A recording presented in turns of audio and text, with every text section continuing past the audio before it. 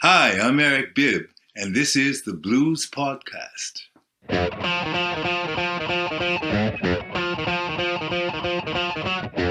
Hello and welcome to the Blues Podcast. I'm Big Boy Bloater, and I'm very happy to say I've got an amazing guest here today to talk about all sorts of things. Very excited. Now, he's had an amazing career spanning 5 decades. Grammy nominated, multiple awards here, there, and everywhere. A really, really talented guitarist, a great singer, and just generally an all-round lovely bloke. I'm very pleased to say I'm here chatting with Eric Bibb. Hi, Eric. How are you doing? I'm doing great. If you keep talking like that, my hat won't fit. I've got to say, you look absolutely fantastic, man. There's a lot of people who are just listening to the podcast and not actually watching it because you can listen or watch. For those who are just listening, I'm going to describe your hat because it's amazing. It's kind of like a creamy white hat. It's got a super huge brim. I love it. It looks fantastic. Is there a name for that hat, or is it just the Eric? Well, it's a Panama. It's a Panama, and made in Ecuador, purchased in London. Wow, gets about a bit, that hat, right? Yeah. I like it very much. You look incredibly smart and cool, man. I really, really like that. That's cool. Yeah. Thank you. I feel quite inadequate in my tiny little hat now, I tell you. No, it suits you. It looks good. It's got the right. Well, thank you very much. Thank you. Yeah. Eric, it's great to have you here today. So much we've got to talk about, but I want to go right back into your roots first, if that's okay. And I want to know, your father was in musical theatre. He was in folk music, and I think it was your uncle was a jazz pianist, right, John Lewis. That's right. So you've got folk on one side, and the piano, and jazz on the other side. How did you end up becoming a guitarist playing blues with all those other influences around you? Did you go, look, I'm going to do my own thing, or was it just a? It wasn't really a conscious. Yeah, it wasn't really a conscious. Like I'm going to go this way, and my dad went that way, and my uncle went that way. It was more something that just evolved out of my upbringing, which was really eclectic musically speaking. I heard everything from from bebop to Mahalia Jackson, to Lead Belly to Big Bill Brunsey. To the Beatles, to Motown, I heard everything that was around me, and everything that I enjoyed, I basically, put on my hard disk, so the influences are many, and I actually think of them as all related, in some way. But I guess because my dad made a name for himself when I was young in the folk music world, that was the epicenter, New York City at that time. Yeah. All of that type of music, which included, of course, acoustic blues, people like Lead Belly, Odetta, Big Bill Brunsey, the fact that there were guitars around and people were, finger picking, that was really accessible. That was close at hand. There was a guitar in the house. I didn't need lessons to pick it up and start, fiddling about, although I did have lessons pretty early on. So but it did surprise my folks that I ended up, embracing basically country blues. Yeah. Being this guy from New York City, this city-bred, middle-class kid. Yeah. Yeah. Were you just instantly drawn to the guitar? I mean, when you got your first guitar quite young, right? 7 or 8. Yeah. Yeah. Okay. Yeah. I was about 7. My dad had a little guitar in the house, so that was around. But I started playing with the intent to be good at around 7 or 8, Yeah. So when you first picked up the guitar, what sort of songs were you playing in? Was it the sort of folk blues end of the things, or were you playing stuff that your dad knew, or? Well, actually, I was just trying to get my hands around an A minor chord, trying to make it sound like it should, without it buzzing and freaking out. The problem was, I had a cheap guitar, and the setup wasn't really happening. So I really struggled with this little steel string guitar to make a kind of clear sounding chord. That was the challenge. I wanted to throw that thing out the window at first because it was just, my fingers ached and it sounded all kind of jumbled up and not really clear. But, you persevere. And yeah. Yeah. It starts to slowly become. Yeah, yeah. Yeah. I'm still getting there, man. But yeah. We all are. Were you not like tempted at any point? I mean, growing up in the '60s and surrounded, I know you're surrounded by a lot of folk people and all that sort of thing. But you're not tempted at any to go, do you know what? I just want to pick up an electric guitar and rock out, kind of thing, Well, no, actually, it never really drew me in. I was in a little blues band, as an early teenager, and my friends played, electric guitar. I was the singer. I wasn't the guitar player in the band. And no, for some reason, even though I heard Hendrix live, when I was, a teenager in New York, he came to Hunter College, and he had a gig there with the Trogs opening up, the guys that did Wild Thing. Yeah. And I heard all of that music, but no, it never really drew me in. It was really the acoustic guitar and even classical guitar that really had my attention. Yeah. Yeah. That finger picking stuff is amazing. And I try every now and then, and I get a little so far, and I just think, yeah, man, it's so hard. It's just such a different beast from everything else that I've done. I mean, what do you think about the modern blues scene now? It's very, very rock orientated, isn't it? Do you think we could do with a bit more of that folk back in there, a bit more of the roots back in it? Well, yeah, I think it's going to evolve the way it evolves, and I think there's a whole tribe of younger, maybe people who are not really on the map yet, but I'm noticing it from, I give Skype lessons and stuff, and there seems to be all over from, Australia to the States to Europe and Scandinavia, a whole bunch of young players, gals and guys, who are actually discovering this finger-picking thing, and maybe that has something to do with this rise in singer-songwriting, Americana kind of popularity. Yeah. But people seem to be interested in that more than ever. So I expect to see more of that. As for the blues rock thing, what I love to see is anything that's, what can I say, that really lets you know that they've been listening to the history of great amplified blues music, Right, yeah. And there are people out there. I mean, the person that comes to mind right away, of course, is Eric Gales, right, who's a featured guest on an upcoming album of mine. Eric is, to me, the quintessential modern blues guitar player, and then some, And I think just his best, he's a bit good. He's a bit tasty. I saw him first perform on Joe Bonamassa's Blues Cruise, and he completely blew me away. Completely, I thought, wow, this guy seems to be really modern and really old school all at once, Right, yeah. Yeah, I agree. Very exciting. Yeah, so it's very it's good. There's hope. There's hope for music yet, right? Always.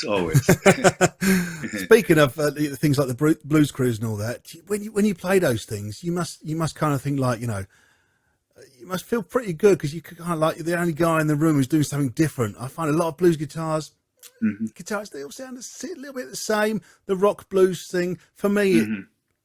It's a lot of it's about getting to the guitar solo, and that does bore me a little bit. I much prefer to hear, the chords and the song working together and all that kind of thing. So you kind of feel a bit special maybe sometimes when you're at these things. You think, you guys have all got your thing, but hey, I got my thing, and I'm kind of like the only guy in the room doing that. That's pretty good, right? Yeah, it's not a bad gig to have, to stick out in that way, because on a blues cruise, people hear a whole lot of music in a short time, and basically their ears need a bit of a rest too. Yeah. Because the volume thing is something to think about. So yes. You get out there on the deck and you realize that the levels are pretty extreme, and that's okay out at sea. But when people have had enough of that level of decibel, they kind of wander into the other room where I've got my gig set up, and and they come up and they say, "Hey, man, it's nice to actually give my ears a bit of a rest." So That's good. Yeah. There was on that same cruise. There was the wonderful. I don't know if you know Jerron Paxton, but he's really Right. Yeah. really old school.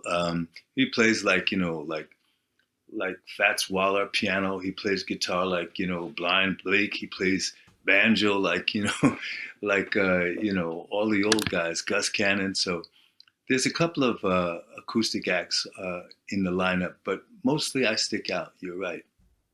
Yeah. That's a good. I think it's a great way to be. A great place to be in. It's just yeah. I think it's a very, very good thing indeed. I want to go back a little bit again to the early days, and I want to know. I want to keep probing at this thing because I know that you, like I say, you were surrounded by jazz and folk, and you had a lot of folk stars coming to the house. I've heard these stories of Dylan and giving you advice about the guitar and that sort of thing. But I want to know, kind of when you were by yourself, what records were you digging out? What stuff were you digging into? The early blues stuff. I mean, we mentioned Leadbelly. Yes, Leadbelly for sure. Big Bill Brunsey was another one who I really listened to a lot because I'm picking out artists who were basically included in under the whole folk revival umbrella, and that included people like Brunsey, that included Josh White, included Odetta, one of my earliest sheroes, as she would call herself. Yeah. Elizabeth Cotton, the author of Freight Train, that old standard. Those are the kind of finger pickers. Mississippi John Hurt. These were the kind of people I was listening to. A little later, I had a friend in high school, David Meyer, flaming red-haired David Meyer, who was a connoisseur of early Chicago blues. And I'd go over to his house, and he'd play me, J.B. Hutto, Buddy Guy with Junior Wells, Otis Spann, just an amazing record collection. And sort of after that, I started sliding into even the earlier guys like, Tommy Johnson, Skip James, Robert Johnson. I went to Europe on my own at about age 18 and 19, and I ran into a great legendary guitarist, Mickey Baker, who played. I'm a big fan. Blues and jazz. Played with all kinds of great people. You can find him on a lot of the great early R&B classics. Yeah. He also had a big hit with "Love Is Strange" with Mickey and Sylvia. Yeah. But Mickey was living in Paris when I arrived there, and I got to meet him through some friends and hang out. And he kind of took me under his wing. And one day he said, "Take this cassette and this little player into the parlor, close the door, don't come out until you listen to the whole thing." And it was Robert Johnson, king of the Delta Blues Singers. Right. Yeah. And I might have heard Johnson before that, but never the whole album. And this was like diving deep into, the river of blues. Yeah. And it blew me away. And I came out and I said to Mickey, "Man, listen, man, please tell me that there were two guitar players behind the singer." And he said, "No, man, that's one guy, one singer, one guitar player. Go back and listen again, and then we'll talk about it." So that was really an epiphany, that you could do all of that and sound like that. That blew me away. That's a fantastic story, and like I say, I'm a really big fan of Mickey Baker. I started listening to him when I was a teenager because he's a session musician a lot in the 50s. That's right. So many rhythm and blues tracks, and even crossing over to rock and roll and stuff. And then of course his solo stuff as well. So often, I hear a record that I've heard for a long, long time, and then I realize, oh my God, Mickey Baker was a guitar player on there. That's fantastic. I mean, how does one, just go to Paris and bump into Mickey Baker? I mean, that's I know sadly no longer with us, but yeah. Well, what happened was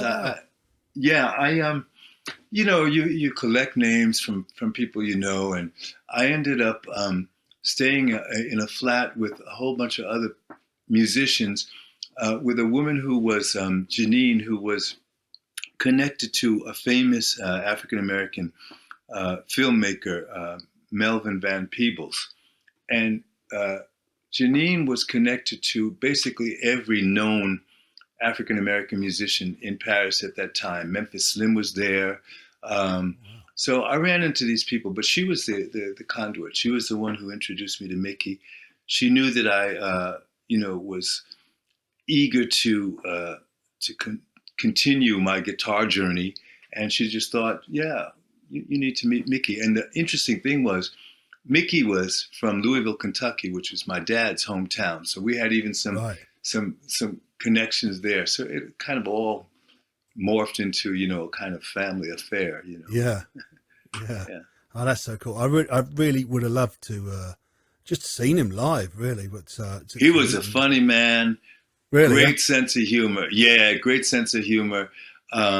At the time that I met him, he was in the middle of, interestingly enough, Mickey was also a great jazz guitar player who wrote a definitive instruction, manual about jazz guitar. Yes, One I of got the it actually. first Got that, serious yeah. ones. Yeah, I'm sure you ran across that. And he was doing well. He the royalties from that book were basically supporting him because he wasn't really gigging a lot. But what he was doing was working on an album produced by Stefan Grossman, which was Mickey kind of doing country blues on an acoustic instrument, which was a new project for him. But it's interesting that a guy like him in Paris, sort of in the autumn part of his career, would return to the real roots of the music that he was famous for, and go into country blues. Yeah. Yeah. Yeah, that's great, man.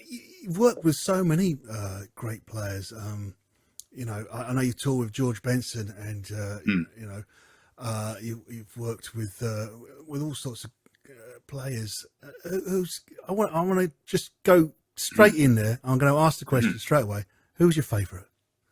Oh my goodness, that's a really difficult. That's like saying, man, what's your favorite guitar? We'll get to that in a minute. Yeah. I've had a chance, and to me, it's almost miraculous when I reflect on it. But one way or another, through the years, I've had a chance to work with many of my heroes who are still alive, and I'm talking about Pops and Mavis Staples, who I recorded with. I'll tell you that story briefly. I had the good fortune of being associated with Mike Vernon, the great blues producer from the UK.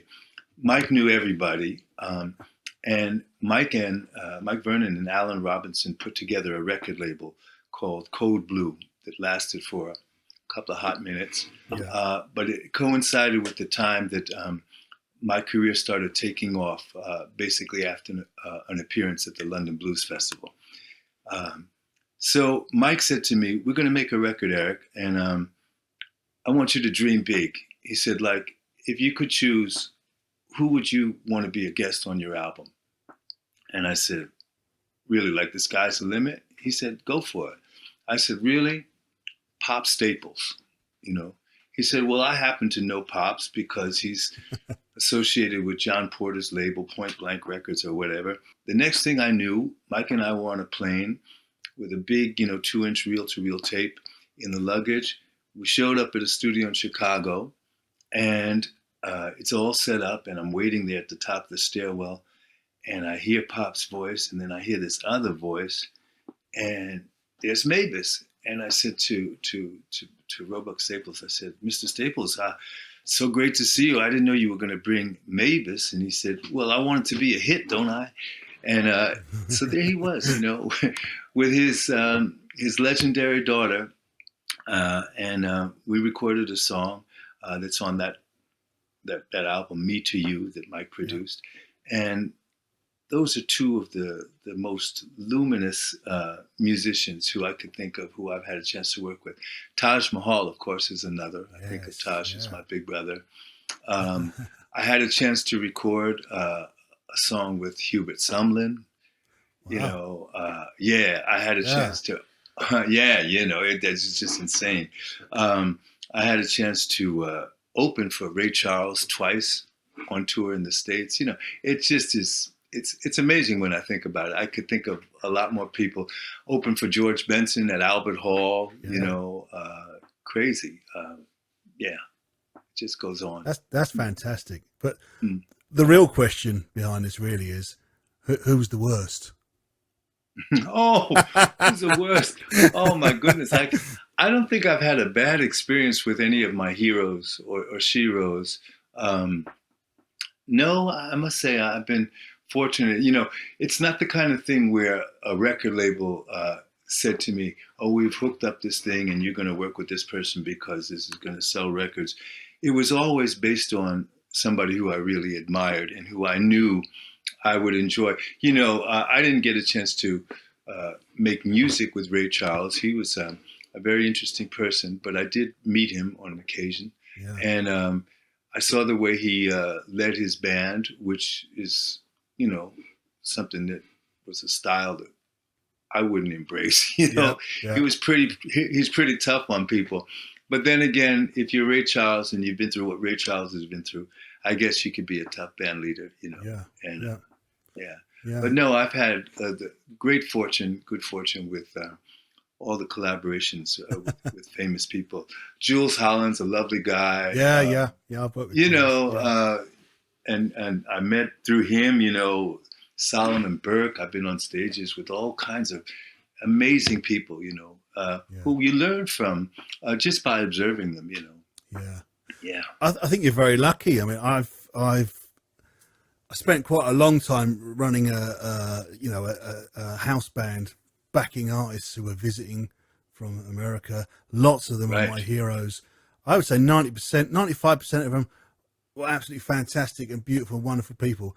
A couple of them I was so looking forward to working with turned out just to be disappointing and grumpy old men kind of thing, you just think. I can imagine. I'm not going to say no names, but I can think of one or two who probably are at the top of that list. But yeah, let's not name names there. Let's be gentlemen about it and move on. There you go. Let's go back to what's the favorite guitar then? Oh, another very, very, very difficult question. The tough I'm going to tell you, I got to. There's so many, and I own quite a few guitars, and I've, collected, lost, traded, sold others, and with some regret. But one of the instruments that I'm really crazy about, it's an old East German 12-string that called an Otwin, that a really wonderful craftsman in Germany, Peter Wahl, pimped, and he turned it into a reciphonic instrument. So we're talking about a reciphonic 12-string with a pickup, and it looks like this. Yeah. Wow. And I pimped it, Beast. Yeah. It's a beast, man. It's out of tune. I'm not gonna play it. But it's like that old joke. How do you tune a 12-string?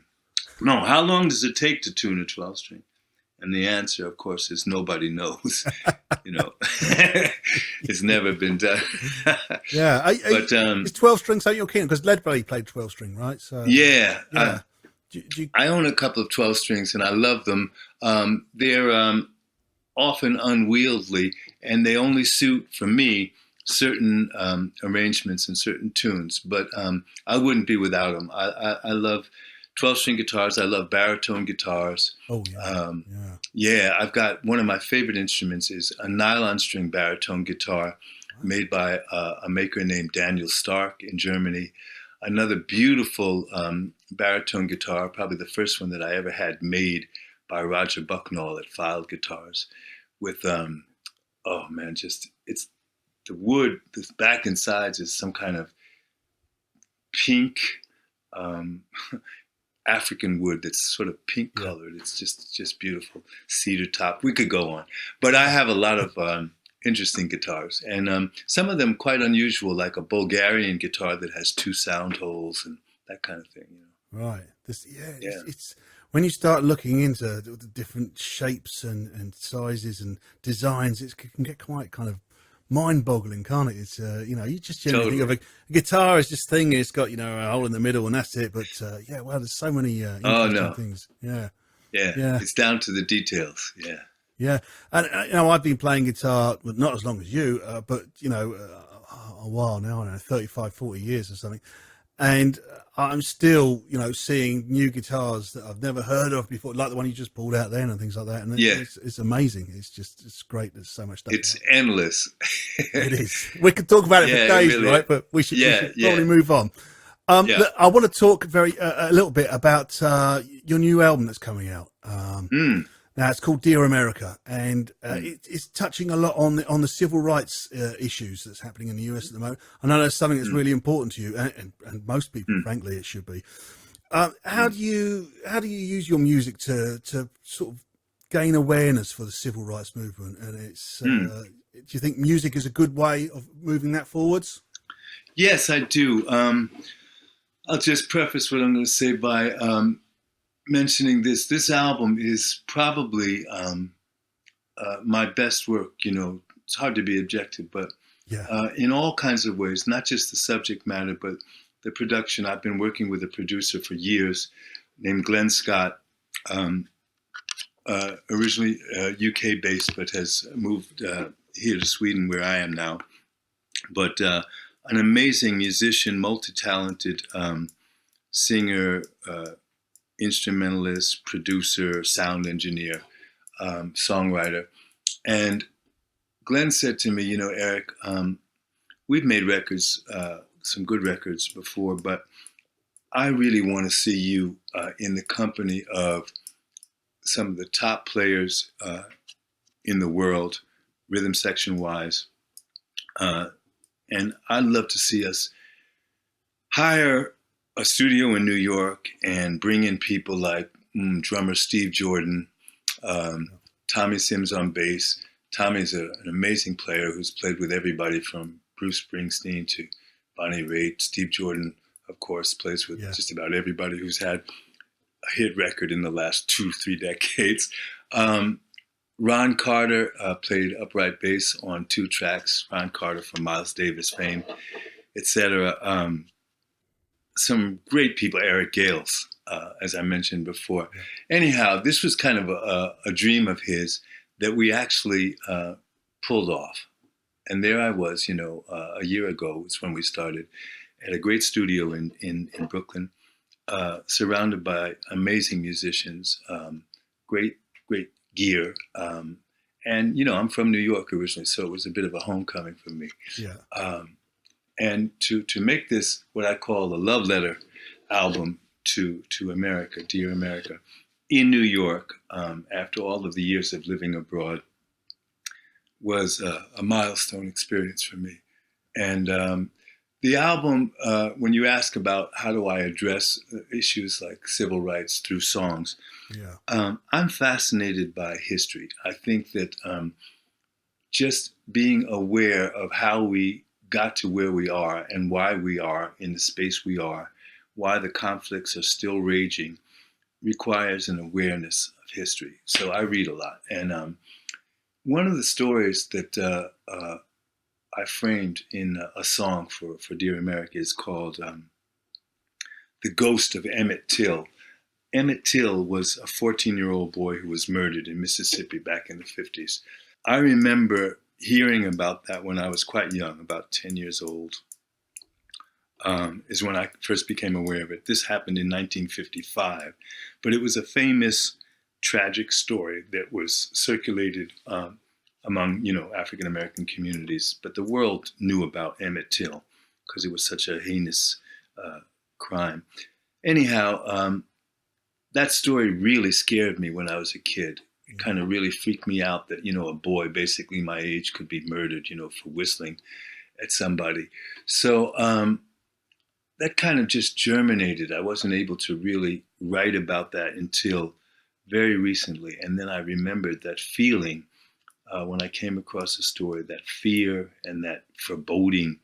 And I was obviously ready because a song came through rather quickly. But referring to historical events in my songs is one of the ways that I, as you say, address those issues. It's not like I'm a protest singer, even though I grew up in an era with Bob Dylan and Phil Oakes, I'm aware of all of that. But I never really was drawn to that type of song. I was always drawn to funkier songs or songs with beautiful melodies. You know, Yeah. that was really what so that kind of storm the barricades type of music never really worked for me. But telling a story out of the record, the true record, you know, in a way that is less angry and more devastated, sad, sharing a tragic event and letting people know that those events are still haunting us. That's kind of my way, you know, Yeah. dealing Yeah. with those kind of things, you know. Yeah. It's a tough subject, and one that frankly still every day baffles me. I mean, I was just going to ask you straight out a huge, massive question, and that Sure. is: do you ever see a time when, you know, we could actually just all of us celebrate each other's differences rather than, you know, tormenting and torturing each other for them? Do you think that's ever going to happen in our lifetime? I do. You said the last thing you said in our lifetime gave me pause. Yeah, right.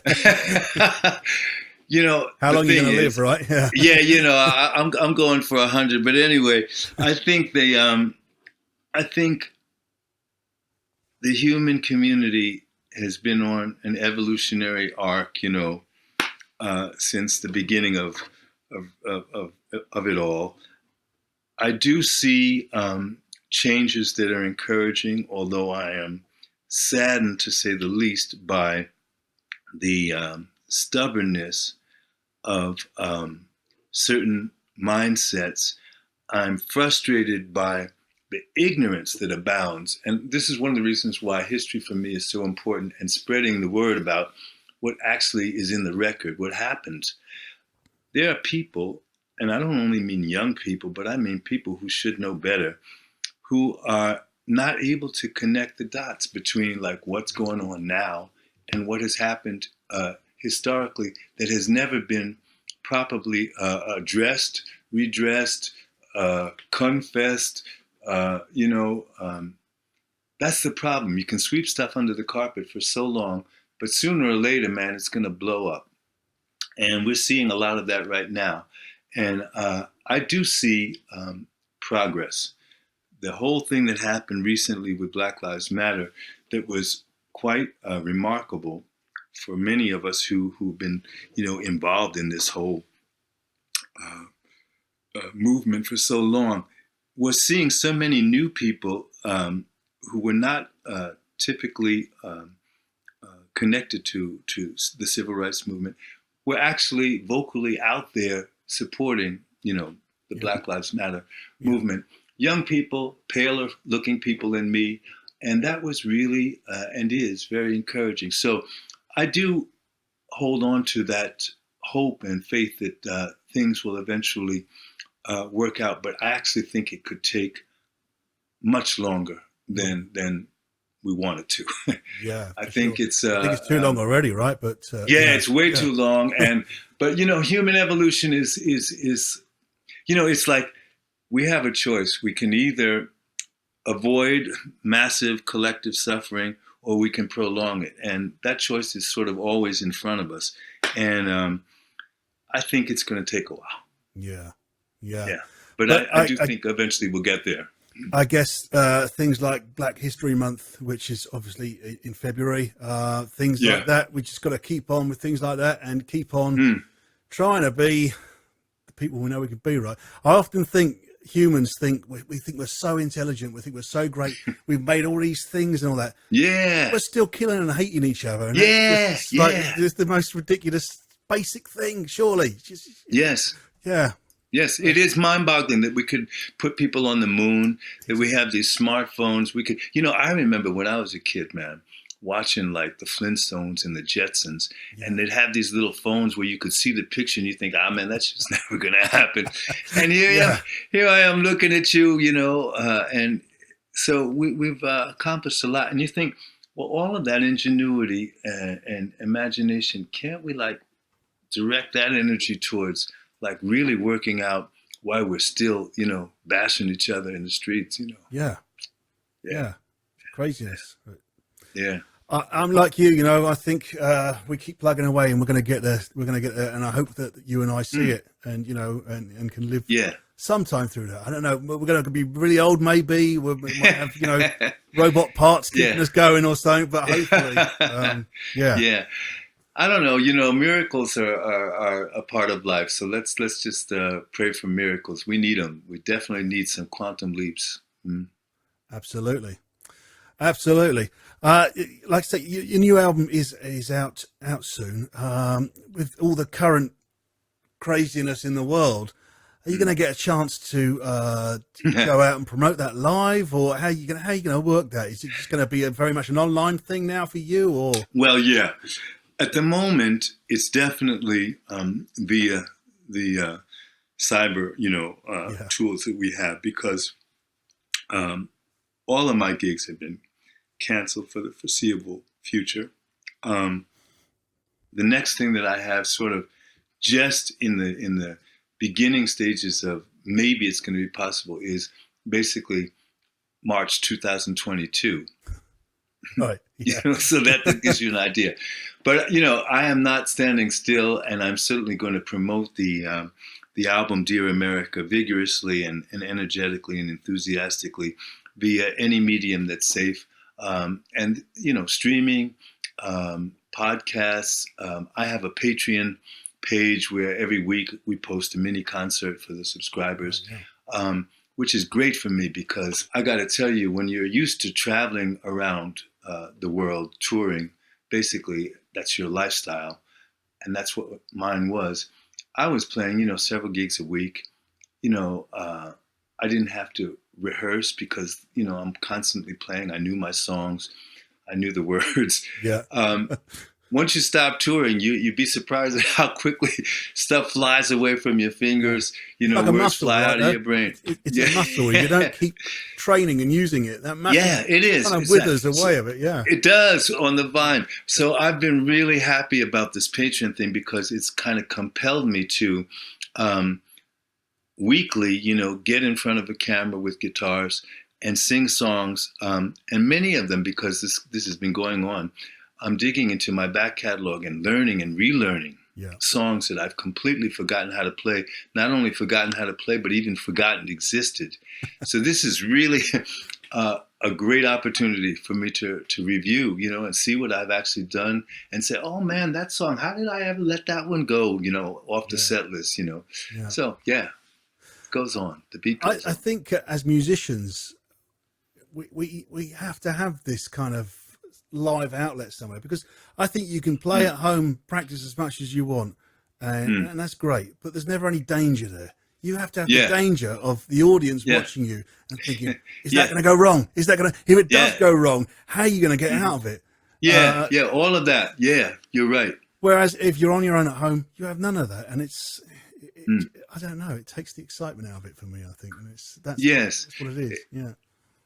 That spontaneous thing. Well, it's funny with this virtual stuff, with posting concerts that I film at home.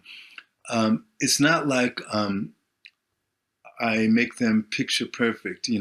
I'll forget a lyric and stop. And start over, or fix something on the fly. And it'll turn into something that's really probably a little bit more interesting than had I just played it, I think so. perfectly. Yeah. Because people listen to the record right and hear it perfect. You want that live performance. Cause, like I say, it's that danger. Exactly. It's that edge of danger. Yes, you've made a mistake. You've gone wrong. But it's the way that you recover from that and you pick up and get back into the song from it. Has the audience on the edge of their seats, kind of thing. Yes. Wow. Well, this is great. And I think that's the exciting thing about live performances. You have recordings which are beautiful and perfect, and that's your, that's the way you want it. And then your live performances, which, and I think I'm glad you mentioned that, because a concert is better when there is something goes wrong, and you have to go, oh man, I've made a mistake, but hey, I've invented a new word or something, or a new chord. Exactly. And you're right. It gives you information that you didn't have before. You fix stuff on the fly, and you realize that your own musicality has developed to the point where you can do something that wasn't planned, but it still sounds in the groove. Yeah, You haven't completely dropped the whole thing, and that takes some experience, and it's nice to be in touch with that part of your skill set, as it were. Yeah. And sometimes those mistakes evolve into, do you know what? I liked it better like that. That's better. Exactly. And you start doing the song like that and putting it in every time. Exactly. So good. Exactly. Yeah, so it's and that's another thing you don't get recording really. You make everything perfect exactly the way you want it, and it's not until you play the song live a few times it starts to develop and really grow this life of its own. And and, true. Yeah. True. It's nice to, when you're recording, I've discovered, to combine the two approaches where you're actually going to keep something that's spontaneous and perhaps adjust it, but maybe not fix it completely, so that you are combining that afterthought thing with something that happens spontaneous, and then you have something that's quite happening. Yeah. We were talking earlier about you spent some time in Paris, and you're now living in Sweden. You're in Sweden at the moment. Obviously, originally from New York. Are you missing America at the moment, or are you just kind of happily watching from a distance what's going on there? Good question. Very good question. I lived in Sweden for 10 years before I went back and lived in the States for another 5. Then I came back to Sweden, and then very quickly moved to England. Spent a lot of time living in England, which I'm very happy for. And then moved back again to Scandinavia. And at the moment, I got to tell you, even though I have dear ones in America who I am concerned about, I realize there's not much I can do about that except pray that they're going to be safe. But America has, in the last 4 years, without going into all of that, become an even more dangerous place. Yeah. And when I say more dangerous, there's something about America that seems to be still attached to the ethos of the Wild West. It has to do with all of the fascination with, guns and whatever. But there is something that I've noticed after living so many years in Europe and Scandinavia that is unique to the States, and it's a scary uniqueness. And I'm happy, if that's the word, or relieved more aptly, to observe what's going on, particularly now with the things that have happened in the last few weeks. Happy to observe it from a distance, and to be grateful that I've had a chance to, let me just dwell on that for a minute. I've had a chance to see my country of birth from another perspective, which has been really helpful to me, because I'm not embroiled in that daily emotional tension. And as an African American, to have stepped away from what is essentially an ever-present reality, whether it's in your face or just in the air, has been really beneficial for me as a human being. To not constantly think of myself as this black man walking the streets who is in more danger than other people just because of that. I'm involved because it's where I come from, and because I care about the people who I grew up with and my family, and I have a history of being attached to a progressive type of way of looking at things and hoping things change. Whether it's my upbringing with the Pete Seegers of the world, or my father's connection to Martin Luther King, or my godfather Paul Robeson. That's all a part of my background, and is still part of my world. But I'm happy to be at something of a distance, for sure. Yeah. It's interesting times we live in, for sure, isn't it? But it's, like I say, when you and I are 200 years old, we're still just about cracking along. We can see it and see how the world's going in, and go, yeah, maybe. Yeah. Listen, I always like to finish up these little chats with a question, and but I want you to imagine, if you can, that it is that in the distance, you and I are both very old men. Very old men. We've had a great life. We're doing all right. It's the world is a much better place. There's some kind of cohesion keeping us all together now.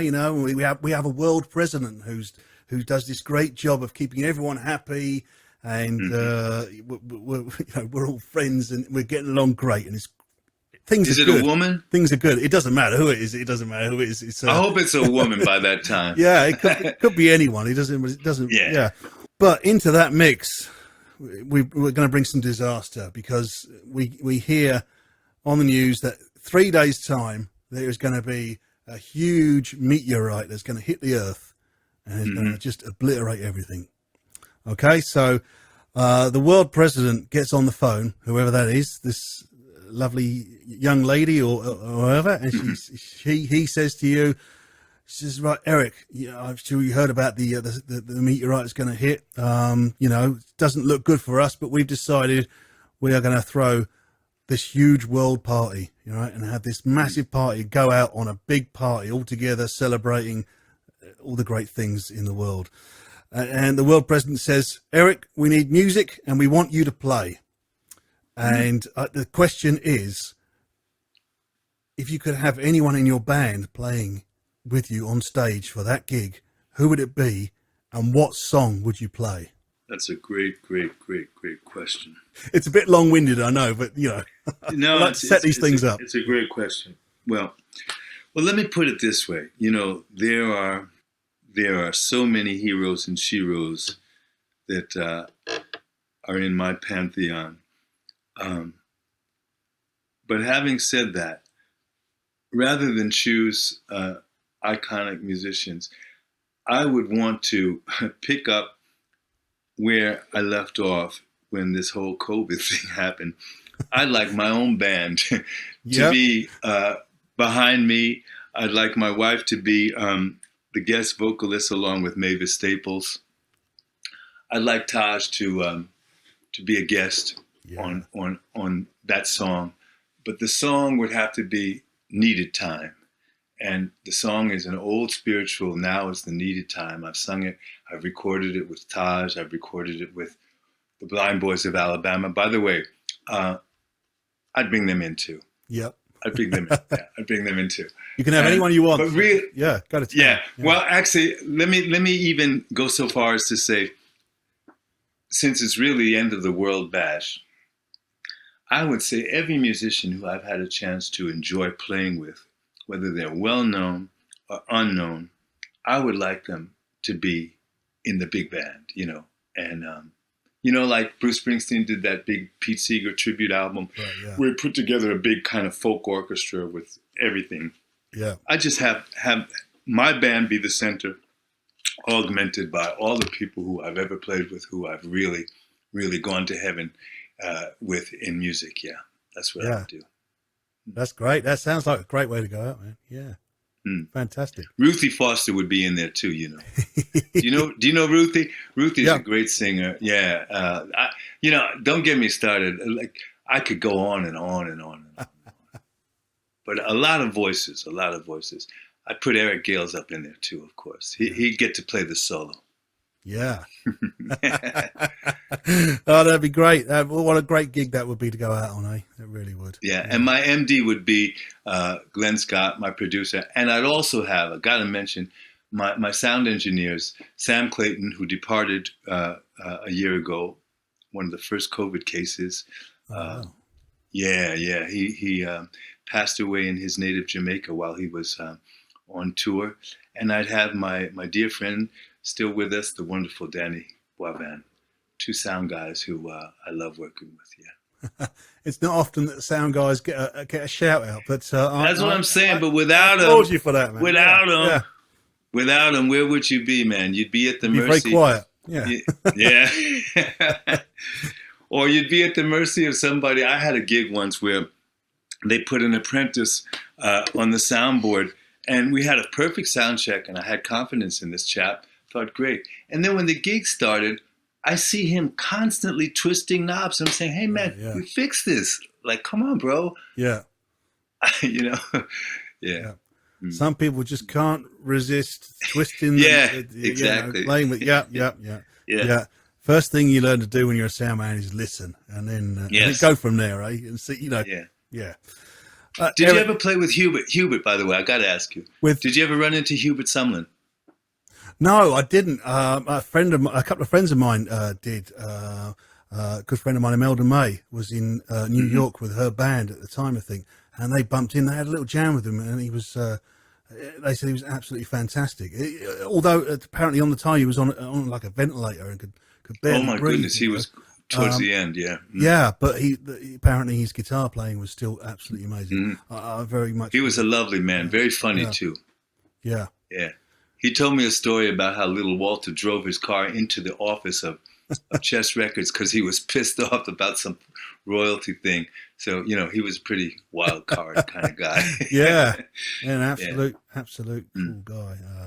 I love his playing. I think one of my favourite Howlin' Wolf tracks is Smokestack Lightning, and the guitar is hypnotic. I find it hypnotic. It's fantastic. What a great riff. It is absolutely beautiful. So simple. Yeah, but yes, it just draws me in every time. I can hear that song over and over again, and it's like it's me too. It's just fantastic. I think I'm going to go listen to it when we finish because that's a great track. Everyone it's should a great track. Yeah. Yes, it's a great song. It really is. Eric, it's been absolutely wonderful talking to you today. The same to you, brother. I wish you lots and lots of success and happiness and a very, very long life. So you and I are going to be there in 200 years' time going, well, what happened then? Yeah. So it's going to be good. Let's keep our fingers crossed. And I wish you all the best, man. Take care. And I hope to see you on the road somewhere sometime soon. Sometime soon. Stay well. Go well. So if you've enjoyed this, why not like and subscribe to the Blues Podcast right now? All right?